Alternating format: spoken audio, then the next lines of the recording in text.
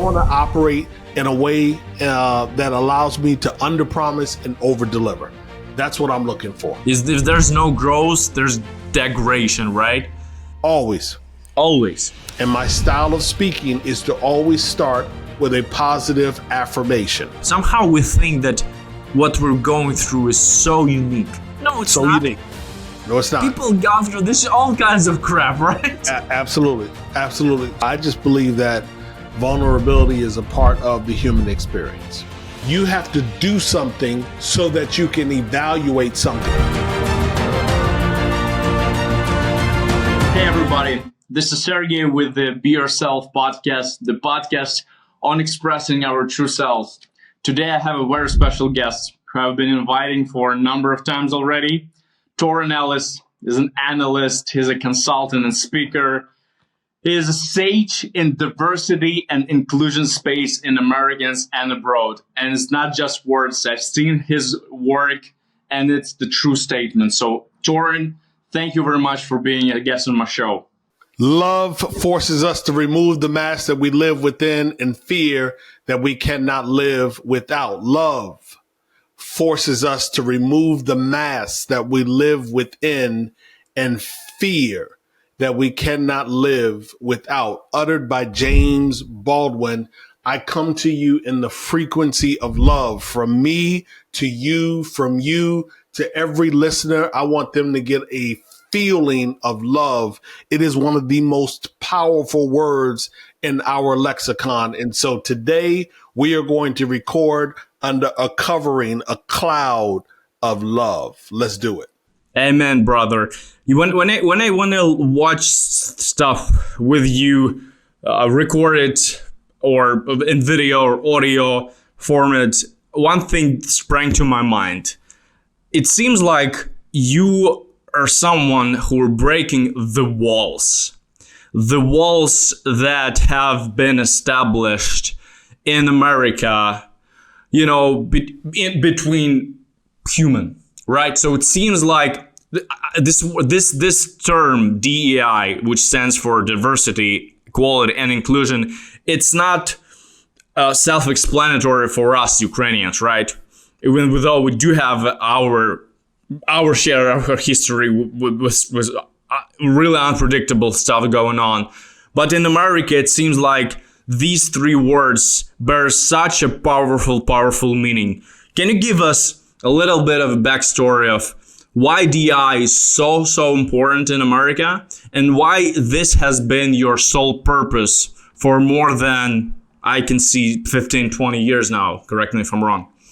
Yeah, so DEI is important because I believe that it is the professional definition of how we embrace individuals in all that they bring to the equation. Listen, I'm not naive enough to think that we can have all of the aspects, the rambunctious and the toxic and the angry. And, I'm not suggesting that in the workplace, we need to embrace every aspect, every fiber of who a person is. But DEI suggests that we should be doing more to make space for individuals that are unusual, unsuspecting, and different from the majority, from the status quo, if you will. It became important to me probably in 2010 or 11 officially.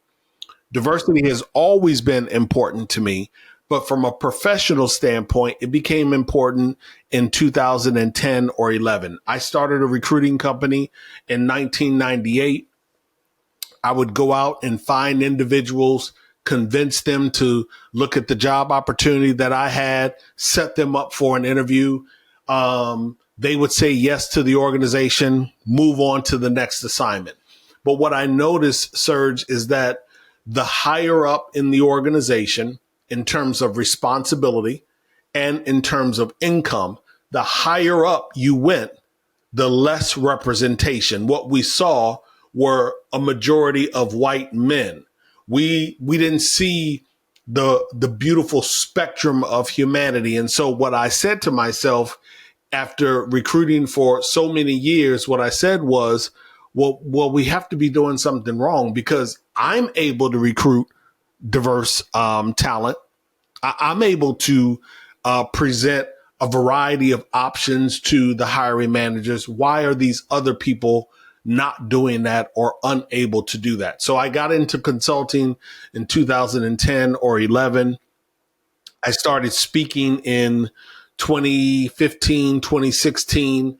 And my speaking success came from me being extremely authentic, genuine, and empathetic. I didn't focus, Serge, on, I didn't focus as much on data and charts and shiny objects as a lot of other speakers do. I focused on the human, the individual sitting in the chair, the person who had to put their seatbelt on and drive into the office, the individual that was struggling because they had to take care of their mother, someone who had a sick child at home, a person who didn't have enough money from their income, so they really didn't know how they were going to pay their rent. Even though they went to work, they didn't know how they were going to pay their rent. My conversation has always focused on the individuals inside of our workplaces. And so to bring it full circle, diversity, equity, inclusion, and belonging are extremely important. And it doesn't matter to me what the political climate or the social climate is saying here in the US or in Europe or in LATAM or in EMEA or anywhere else. What I know is that we are a rich tapestry of people, and that we should be doing everything that we can to make space and opportunity and access for everyone and not just a few of us. Quick one, guys. If you can help me to grow this channel by hitting the subscribe button, I would be really thankful. I want to grow this channel to become international podcast where I invite not only Ukrainian guests, but guests from all around the world, so you can benefit. And in this way, we all become better as human beings. Thank you very much for supporting me, and enjoy the show further. 98, you started your own recruitment company. At 2011, you started consulting agency. At 2016, you started speaking, and you attribute your speaking success to the ability just to give plain truth, not beat around the bush and not use big words. You know what I'm fed up with? I'm fed up with people trying to be the smartest in the room. You know, it seems like, I remember Simon Sinek saying that if you want your idea to go viral, it should be simple enough so you could explain to your daughter, because only the simple, short, concise ideas spread, right? So, and this is how I see you, man. I had the privilege of working on one of your podcasts, and my entire team, we felt the difference in the way how you speak, right? It's raw. It's uncensored in a way. Sometimes you don't cuss, right? But you still feel like you're real, right? And how did you accomplish that? Well, let me correct one thing. I do curse. I curse a lot. And I will tell you that there have been instances in which I have used an expletive, and it has cost me tens of thousands of dollars. And so I just want you to know, but again, it goes back to my being authentic. I don't curse for shock value. I don't curse just to be cool, if you will, to fit in. When I say a word, whatever that word is, I'm saying it because I genuinely mean it, and it fits where I'm going in my narrative. But to your question, was it always like that? Was there a point where you realized that you gotta be sharp, you gotta be like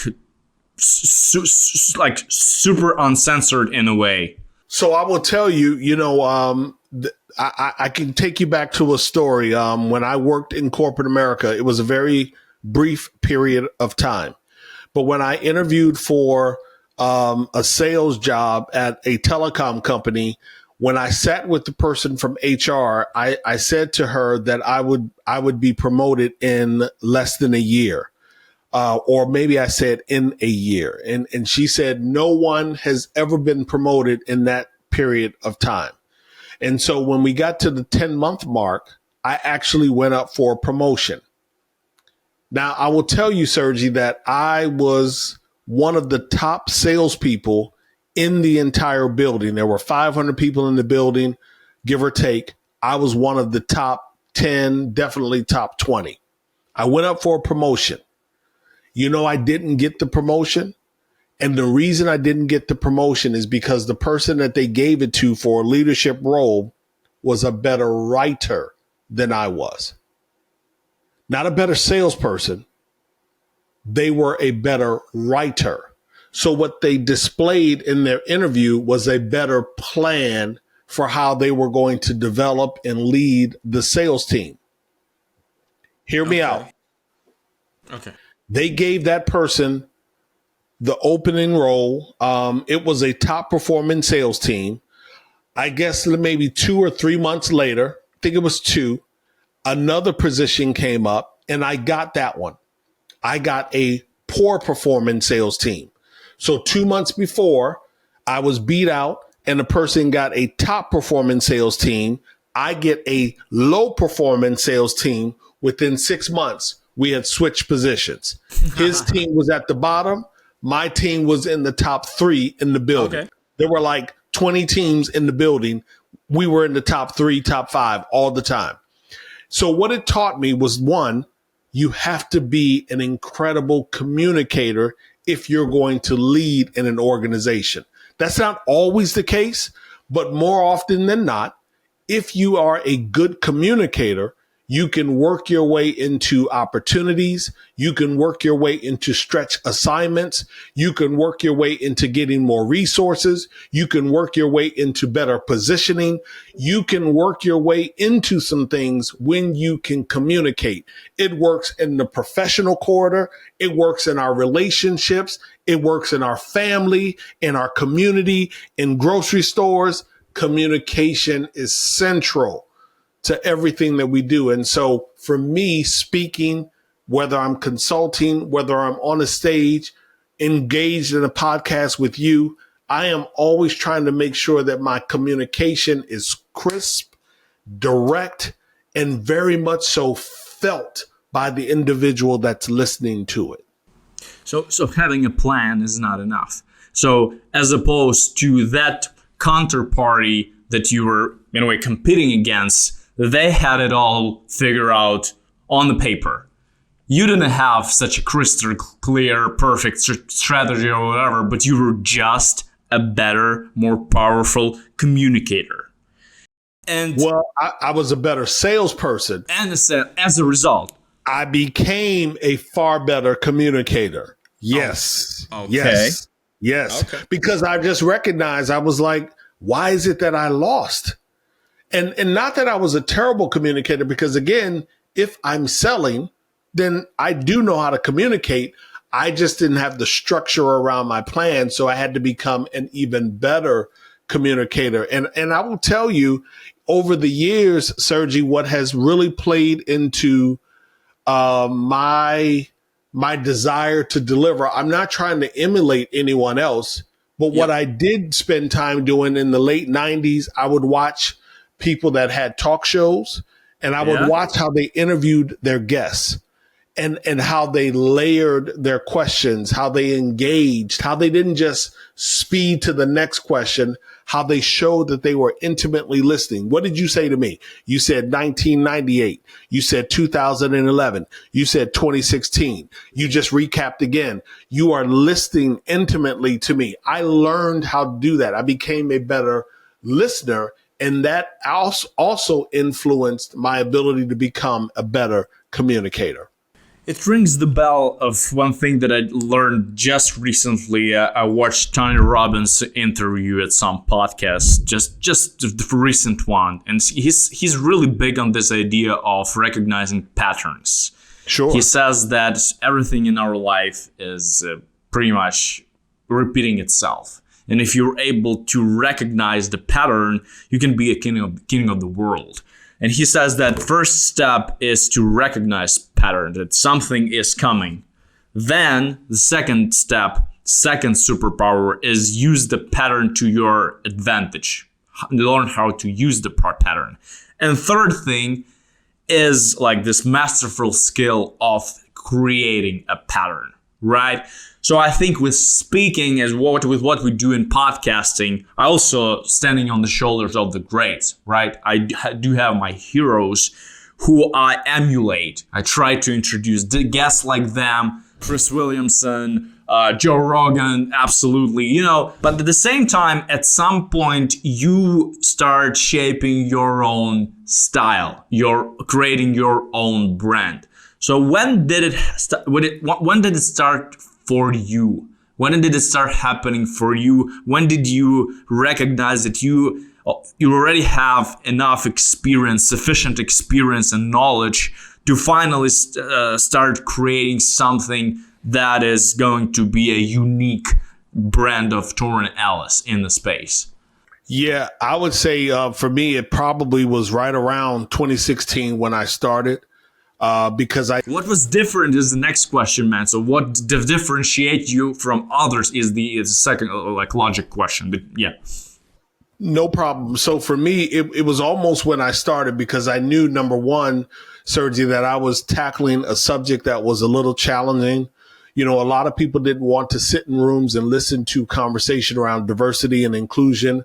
White men felt like you were attacking them every time you brought up diversity and inclusion. African-American individuals or Black individuals felt like, we've heard this movie before. We've seen this movie before. I don't feel like listening to it. So I knew that I was tackling a subject that on both sides, and that's just two of the very many dimensions, but on both sides, you had people like, why do we got to listen to this? So I knew, one, that if I was going to deliver this message, which was uncomfortable, challenging, in some ways punitive, but could be promising, if I'm going to deliver this message in a way that people are going to receive it, I had to come different. So number one, I had a style, and my style of speaking is to always start with a positive affirmation. The very same way that I started our podcast is the very same way that I hit a stage. We always start with a positive affirmation that sets the tone for where we're going to go. It gives us chills. It calls to our humanity and human inside of us, right? Absolutely. Absolutely. And then we dive into a story. There's a way that I want to set up the learning that you're about to experience. I tend to tell people, Sergey, that I'm going to take you on a vocal journey. When I take you on that journey, it starts with an affirmation, moves into a story, and then we begin to talk about the meat of why I'm here.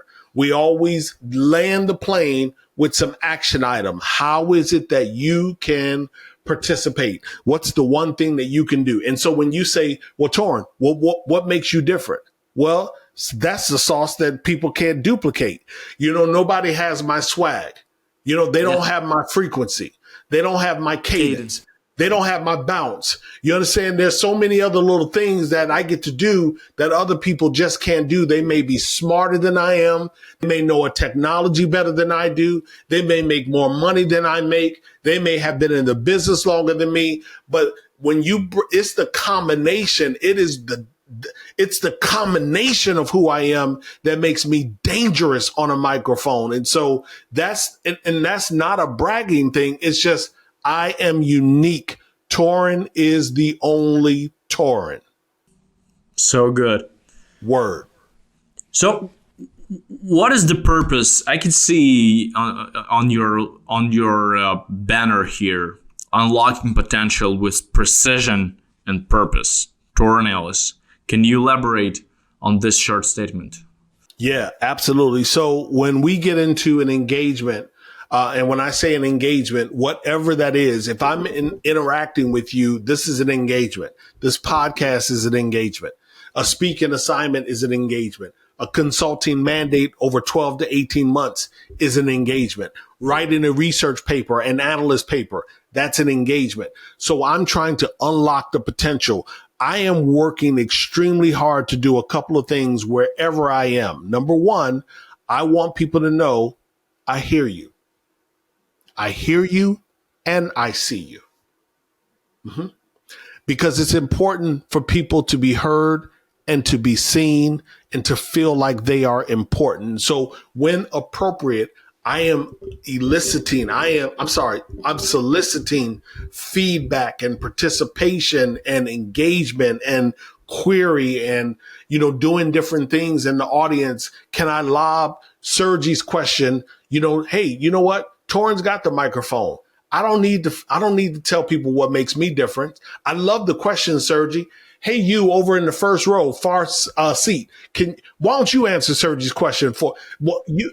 And you know what? Before you leave, stand up so everybody can see your smile. And then I want you to pick somebody to give. Those are the things that we do to make us different when we are speaking. So number one, I want to make sure people feel seen and heard. The second thing that I want to do whenever we are engaged is I want to make sure that our time spent is valuable. I never want a person to feel like, why did I invite him?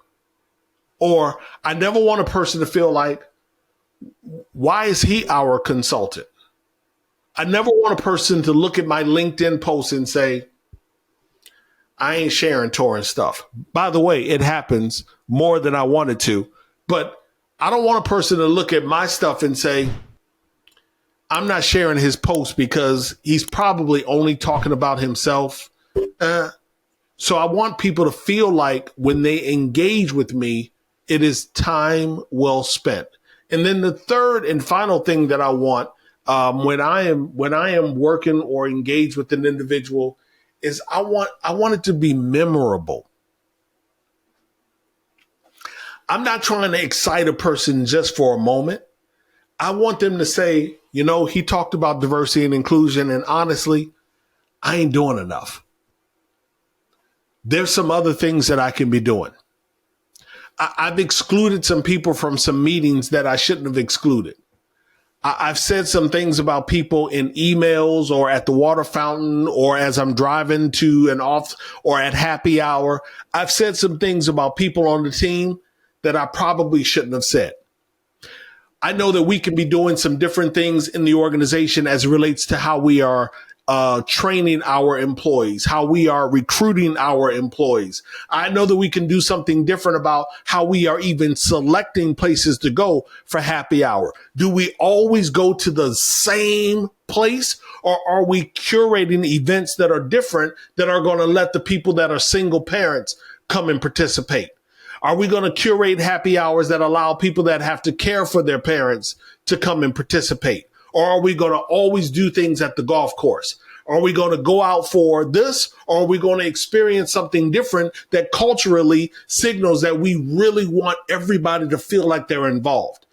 That's what I want. I want people to feel, I want them to remember that they were engaged with. I don't ever want to be a thief in the night, a fleeting moment. I want people a month from now, 6 months from now, a year from now to say, damn, am I doing enough for humanity? And if I'm not, then I need to pause and I need to check myself, because I need Sergi just as much as Sergi needs me. We are miles apart, but I need him in this moment just as much as he needs me. And so I'm going to be there for him in this moment. And I hope that he remembers a year from now, 2 years from now, that I was. It feels that you're looking for the application of your talent and knowledge and experience. You're looking for the application where it's going to make the biggest impact. Right? Absolutely. So you're at this point. Have you found, you said, and you used this word, engagements. Is this equitable to services that your company provides? Because on LinkedIn, I can see like select the service is going to be change your management, talk about diversity and inclusion, executive coaching, HR consulting. So these are the areas that you identified could bring the biggest impact as far as your services go. Could be, but let me give you one of the coaching questions that I have for every coaching client that I have. I always ask them in our first session, what will it take to eradicate hunger? Hunger? Hunger. In the world? In the world. I don't need an answer, but the question and the response that I'm getting at is for them to say, my participation. Every drop in the water counts. They give me money. They give me all of these different things, but oftentimes they never say for me to care. That's it. First, you got to care. Okay. And then you have to do something. So when we talk about that unlocking potential, I got to get people to understand, what role do you play? How do we help you unlock your potential? What is it that I need to do to develop you, to inspire you, to undergird you, support you? What do you need from me? Because when you tell me what you need from me, then it's my responsibility to give it to you, especially if I can.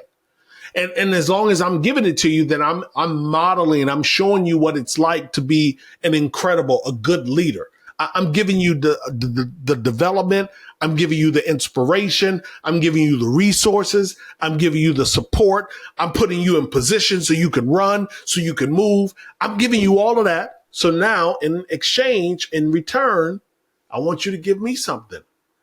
And so when I ask that question, what will it take to eradicate hunger?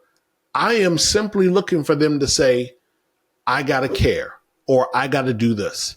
And when they say I'm always smiling, because I know that we're going to have the types of sessions that are accountable, that they're going to be accountable, that they're not looking at the next person. They're not blaming their circumstances. They are going to be accountable.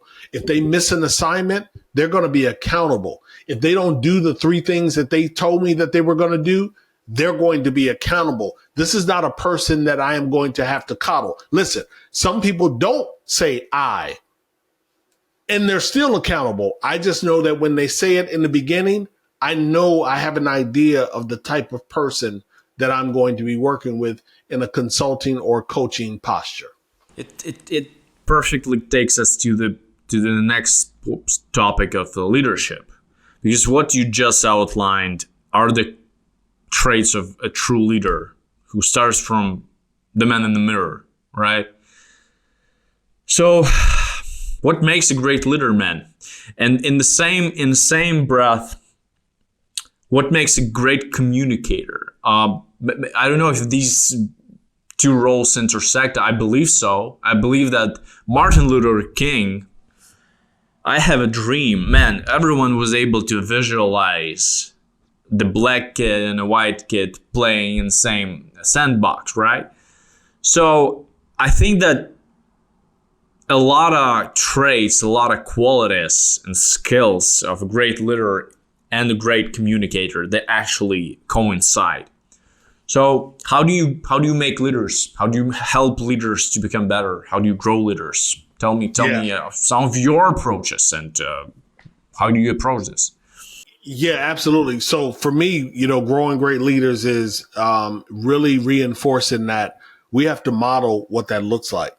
And sometimes it requires that they learn or break some of their learning, if you will. They have to unlearn some things before they can begin to learn some things. For some individuals, when you reference Martin Luther King and that I have a dream, most people that are intimately knowledgeable or aware, they know that the first portion of that presentation was of a totally different nature. that the I have a dream piece was extemporaneous. That was not a part of his speech. It was truly a dream, simply standing and talking and getting in that flow and being authentic and being present and in the moment. If you had listened to the first X number of minutes of the presentation and then the final minutes of the two didn't go together. So you have to sometimes help people understand, listen, what you've been doing all this time, it may have gotten you here, but that's not really indicative of what great leadership looks like. So I think that great leadership really depends on people, one, like I said a moment ago, being willing to be accountable. Number two, they have to be coachable. You got to understand it. Listen, I don't know everything. I'm making this investment in terms of time and relationship in this resource here because I believe that this resource can help me to be better. And you as a coach have to be able to demonstrate that you have the acumen, that you have the experience, that you have the process, that you can help them change their structure or their system, their protocol, so that in their doing as you've guided them to do, that things are going to be better. And so I just try to show people my resume. I try to show people, here's how we've worked with clients in the past. Here's some of the accomplishments that we've experienced. Here's some, and when I say we, they, so let me correct that. Here's some of the accomplishments that they've experienced. And we just try to find out, ways that we can complement the work that they do. I don't try to be all things to all people. I stay and stand on my square. I stay and stand on my square. This is the way that we operate. If it's for you, awesome. If it's not for you, I appreciate you. Wish you the best of luck. But I want to operate in a way that allows me to underpromise and overdeliver. That's what I'm looking for. When people come to you, they already made the decision that they will trust you. Even if they will have to unlearn. I really love this verb. Because if you were managing people, I don't know, like if you were successful, quote unquote successful in your career doing the certain thing, and if you were able to get to the high rank position doing the things that you now have to forget, right? It poses a problem, right? So I understand that there could be real problems, like letting people know that you gotta if you want to be this inclusive leader, if you want to be the leader that people look up to, you have to forget some things that you were doing in the past, right? Let's pretend I am a business owner, but let's pretend I'm a CEO of an American middle-sized organization, right? And I need your services. Or someone says that, hey, Torin is a great guy to work with, and you have rooms for improvement, right? Why? Can you tell me why should I want to have a diverse organization?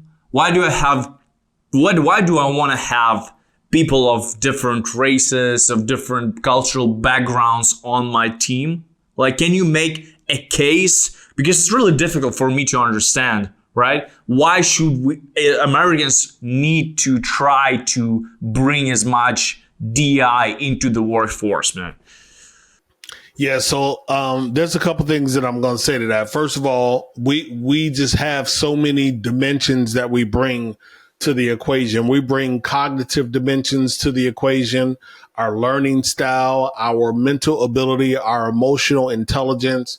We bring physical difference, our identity, our ability, our race. We bring relational difference. We're in different relationships. We have different family dynamics. We have different habits. We bring occupational difference. We bring societal difference, our ethnicity, our education, our language, our origin. We bring various values to the organization. My attitude towards social ills may be one way, yours is a different way. Our political differences may align. Our political leanings may align, may be differences. So as you can see, Sergi, we bring so many dimensions to the workplace. Yeah. And the beauty in that is that it allows us, when it is working in concert, it allows us to get to some different solutions. I don't want to be in an organization where everyone thinks the same. Let me give you an example. Okay. In the 1970s, when people from the disability community wanted to come to Washington, D.C. to argue for legislation, they didn't have systems of transportation that would accommodate people in wheelchairs. You know what they did, Serge? What? They put people in wheelchairs in the back of moving trucks. Now in the U.S., we have these companies called Ryder and U-Haul and some of the others, where when you are moving your apartment or your house, your furniture from one domicile to another, you roll it up a ramp in the back of a big box truck, and you are able to put all of your furniture in there, your bed, your dresser, your couch, your refrigerator, your stove, a bunch of boxes. All of it will fit in the back of this truck because it's big, open, spacious. You know what they did in the 70s for people in wheelchairs? They rolled them in the back of these moving trucks, chained them to the sides of the truck, brought the door down, and drove them around. No windows, no air, no safety. They were chained in wheelchairs to the side walls of a truck. We now have vans and vehicles that have ramps and lifts on them to bring people up in a wheelchair and position them in a place and lock their wheelchair in so that they are safe and that they are mobile and that they can move about. It required someone with that experience to be able to exercise their voice and talk about how unsafe and uncomfortable and just unhuman that it was for them to be transported like animals. That's the easiest way they were transported like furniture. You don't treat people like furniture. You don't move people around like animals. So the reason why diversity and inclusion are important here and abroad is because it allows us to get a multiplicity of ideas, of opinions, of benefit, of experience, of layer, of texture. It allows us to just throw in a variety of difference so that we can get to solutions that impact the greater good of humanity. I appreciate that, man. I appreciate that. You know, sometimes I get some criticism because of the dumb questions, but I think as podcasters and as human beings, we have to feel comfortable asking stupid questions, because if you don't understand something, there might be a good portion of people who also don't understand, right? And by me asking you something that might seem apparent, by me asking you this, I'm doing great service for other people like me who might not totally understand the sensitivity of this whole thing in America, right? So let's shift gears to talking a little bit about goal setting. I'm really interested because you're a coach, man, and this is something that I've been asking people from my network for like these last 3 weeks. How do you set goals? Is it important to conclude the year? And what is your approach to concluding the year? And how do you set goals? And maybe you can tell me the zones of life where you set goals, and if you then compare the accomplished goals with what you initially set. So I'm super curious about that, man, because we all want to be I want to be happy. This is my North Star metric. I don't want to be successful. Like, I want to measure my happiness by any, I don't know, like metric, but we still need metrics, I think, in our life. So what metrics and what goal setting system do you use, Torin? Yeah, I don't know if I really use a system, but what I will tell you is that, for me, it's always about how do we extend the boundary of progress? How do we push that boundary out a little bit further? And so I'm always evaluating, what's going on in my professional or personal life. One thing that I try to do, Sergi, is that I am focused heavily on how I allocate time. So a couple of years ago, I started using Calendly because I hadn't been doing that. It had been just a matter of, going back and forth on email, trying to identify a time, and someone introduced me to Calendly, and it changed my life. It was like January of 2022. If I'm not mistaken. Shout out to Calendly founders. Oh my gosh, it changed my life, and so I understood that by making that simple, like you said, Simon Sinek, by making that scheduling process simple, it gave me so much efficiency or it gave me more efficiency in how I was able to move. And so then what I did was I said, so what are you doing with this time? You got some time back. So how are you using that time? So over the last couple of years, I've been trying to evaluate what's my execution quotient. Am I executing at the highest level? And so here's something that Mark Randolph, I think he was a co-founder of Netflix. One of the things that he said is, as a founder, you have to do something so that you can evaluate something. That's not exactly how he said it, but he said what a lot of founders tend to do is they start with this idea, and then they start adding and adding and adding. And then the next thing you know, they got to go raise a bunch of money because they feel like they got to hire a bunch of people, and they haven't done anything to validate the idea. No response from the market. Nothing. While in effect, he said when they started Netflix, they tossed around the idea of mailing a couple of things. I think it was a CD, VHS, something. But what they did was they actually went to the store, bought whatever it was. I think it was a CD. They bought a CD, went to the post office, put it in the mail. 2 days later, it was at their house.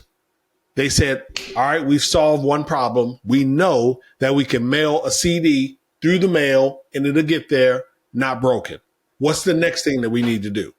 So I say that and share that story because for me, goal setting is about how do I extend the boundary? I know what I've accomplished. So if I want to get more clients in 2025, then what am I willing to do different? And how am I going to execute? And what's it going to require of me? Can I do it in the same amount of time? Do I have to invest the same amount of money in marketing? Do I need to spend more time with my clients? Do I need to network more? What's my execution need to look like? And so I am always fine tuning my execution. I will give you a case in point, real example. And this is intimate to you. I said I wanted to work with you on the potential of working with you on my newsletter. We stopped doing the newsletter after 90 days. Why did we stop? Because my DJ who produced my music, and he had an intimate way of producing my music. Shout out to Michael M. Squared. Not that DJ, another DJ. Okay, I have a few. But I love Michael. But for that project, I wasn't working with Michael. I was working with someone different. He was in a car accident.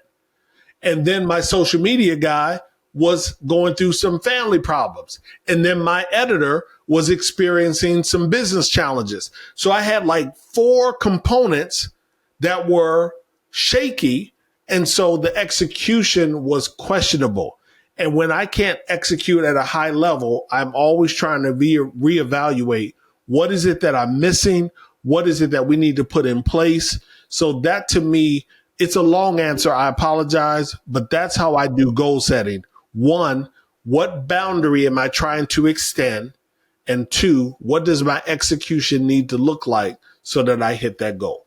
But the boundary has to be extended. It cannot Absolutely. stay constant. We gotta grow. If there's no growth, there's degradation, right? Always. Man, I can testify to the fact that you are a really busy man. I seen you. We couldn't do this podcast for a few months, and it talks to your how busy you are. At the same time, I don't see a lot of marketing on display from you. So, what is the secret sauce in terms of marketing? How people find you, and how maybe you can give some tips to aspiring coaches or people who wanna build consulting firms and also bring changes by the means of instilling new ideas. Yeah. So first of all, that's a great call out on your part. That observation around, my social footprint, my activity, the amount or not of marketing that I do. Great call out on your part. And if I'm honest, Sergi, I could do more. I could do more in terms of marketing. I just don't have the bandwidth or the right components in place to handle that marketing. But that said, I've gotten by for 27 years because I've always done good work and my reputation accompanies me. When I show up, my reputation shows up. Okay, When it precedes you, right? show up, my reputation shows up because I live up to whatever people have experienced or heard about me, if you will. So I will attribute my busyness, my ability to navigate various rooms, to be in places on a fairly consistent basis. I attribute my 27 years to my, as I said in the beginning, under promising and over delivering. So if I'm speaking, I'm going to make sure that I get the crowd lit. If I'm consulting, I'm going to make sure that I deliver an ROI. If I'm participating in a panel, I'm going to make sure that I am an incredible moderator or host for that particular event. I'm always trying to make sure that I let the right people shine when they're supposed to shine. So that's what I will do. But I will tell you, in 2025, I do anticipate spending a bit more time on social media because as you observed, I do need to do a bit more in terms of posting and promoting the work that we do. Yeah, we'll help you with some cool clips from this podcast. This is what I can tell you for sure, and we can post it together. Network. Tell me about the network effect. How important is that? And how do you like you mentioned empathy? Like, are you born empathetic or do you become empathetic? How does it work? Can you learn? How can you teach someone to be empathetic? Yeah, I do believe you can learn it. You can teach it, or a combination of the two. Some people are born and consider themselves to be empaths, but I also believe that you can become that. And oftentimes it happens as a result of an event, a circumstance, or a condition. You experience something and it happens to someone close to you, and then you open up. That sensory opens up and you're like, wait a minute, that didn't really feel good. Or I didn't like that for that individual, and I don't want that to happen for other individuals. And so you can become and take on that posture. In terms of a network, I absolutely believe that they are important. I used to speak in high schools, to 15, 16, 17-year-olds that were going to high school. And I would do a presentation, time, talent, and treasure. And I would give an example of how you spend your time. I would talk to them about how to nurture their talents, But then when we got to the treasure part, they always thought that I was talking about money. And I said, nope, I'm talking about your network, the way that you are building friends now and continue to build friends in college or university, as some people call it.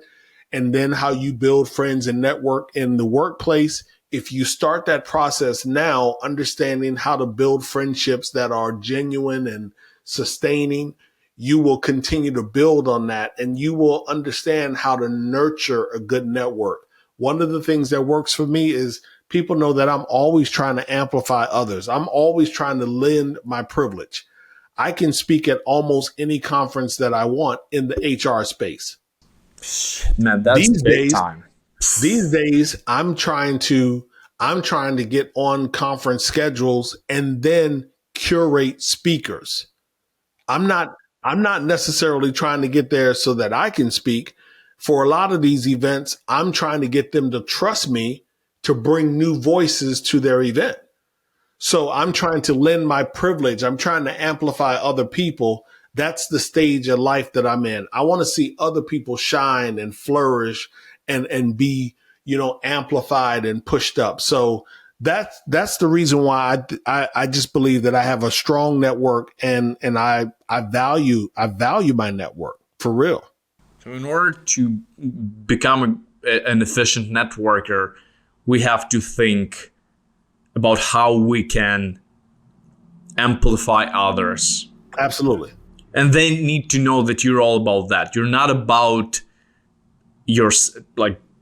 only thinking about yourself.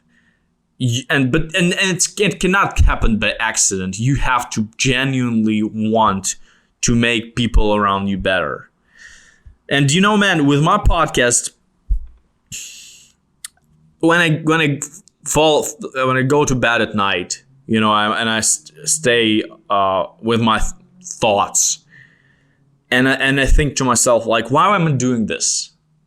Because it's not a commercial project. I spend money on doing this podcast, but when someone tells me that they learned something and they're thankful that I brought this global perspective, this American expert, and they were able to learn something because of me. I mean, this is worth of all the effort, So I think intimately we all want to give back, but it just happens in different period of our life. We come to this realization at different time of our life, that maybe it's enough for ourselves. And I personally realize that, our life is like breathe in and breathe out. And breathing in symbolizes taking. And breathing out symbolizes giving back. So usually we first breathe in, we take, and we breathe out, we give. And the idea crossed my mind, what if we first give back in order to then actually breathe in?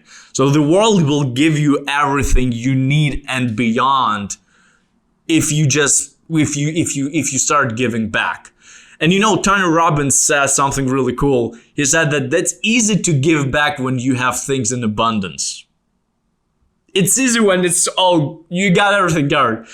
Try to give back when you don't have this state of mind or money, or this is the most difficult part, man. But even for me, I have pretty rough relationships with my parents, and when I'm in a shitty state of mind, I don't want to give them a call. But it was a new year, and I haven't seen my father for like a month, and I gave him a call. We shed some tears.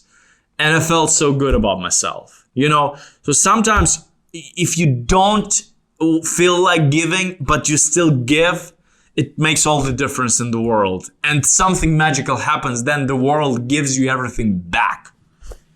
Yeah, because that connective tissue of humanity is powerful. And, there are some individuals who don't really admire hold it in a place of value. But the majority of us, Sergi, we really feel like you, that being connected to others is important. It's critical. And so, for me, family is extremely important. Every Sunday, many of my family members, we come together and we have family prayer at 8 p.m. We've been doing it for almost 15 years, every Sunday. We started a new tradition last year where I'm getting my nieces and nephews and we're having a New Year family dinner. And when we bring the nieces and nephews together, we talk about an investment strategy and something to build stronger relationship with the family. So we've only been doing that now for 2 years, but we try to do a variety of things as a family because they are extremely important. And what we try to tell our children, what we try to tell our nieces and our nephews, cousins, what we try to do is remind them that when all else fails, these are the individuals that you are going to lean on. It's these, they may not always make you happy. They may not always be in a position to do the things that you want. You may not always be interested in doing what they want. But in the end, it is your family. They are your family. So I'm glad that you had that time with your father, hoping that you have that time with other family members. And given all that we are experiencing in society, given all that we are experiencing, all of it, the good, the bad, the ugly, all of it, you should be leaning on them. How do we always have to show that we're not perfect? I'm not even sure that I'm formulating this question correctly. Maybe you're gonna understand me from just feel me on this one, but we always want to show our shiny best self. Is it beneficial to sometimes show that, we're in a bad place? We're not perfect. I think it is. A moment ago, I shared with you how we failed at my newsletter. I think it's good for us to be transparent. And what I tell people, even in consulting, that if you're going to be honest about this work, then you have to ebb and flow through empathy, intentionality, proximity, and transparency.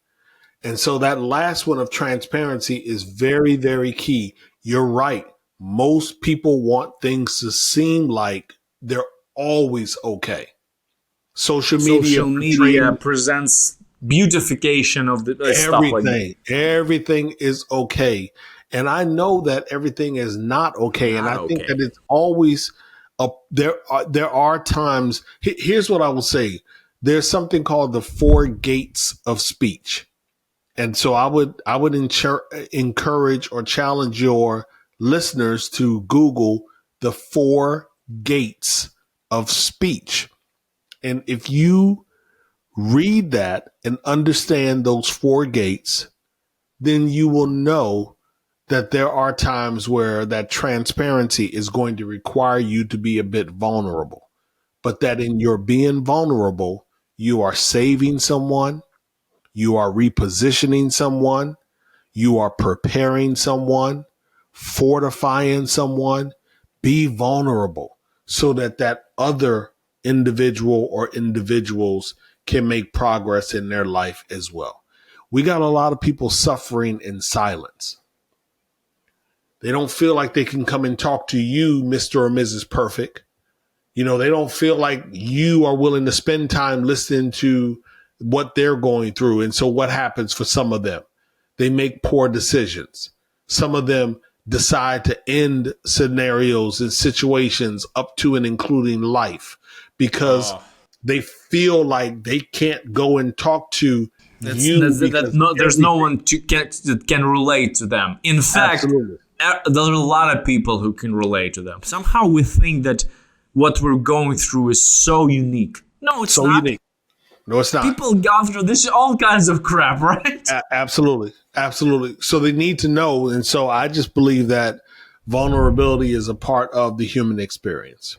Man, let's wrap up this show. First, I'm gonna thank you so much, so dearly for coming to my show.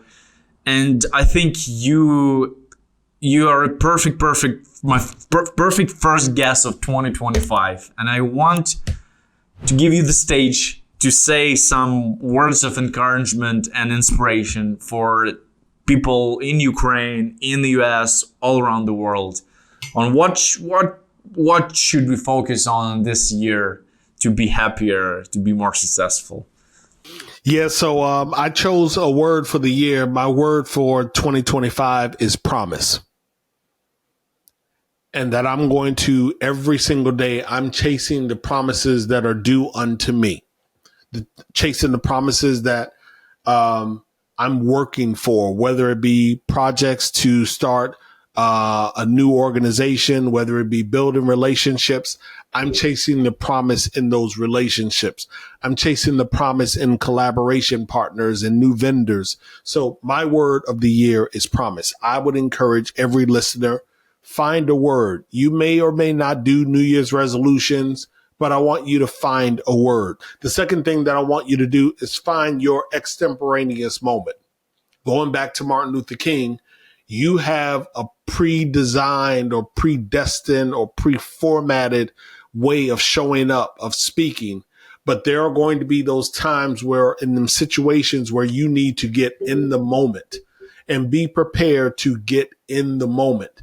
Don't feel stuck because you can't transition fluidly and get in the moment.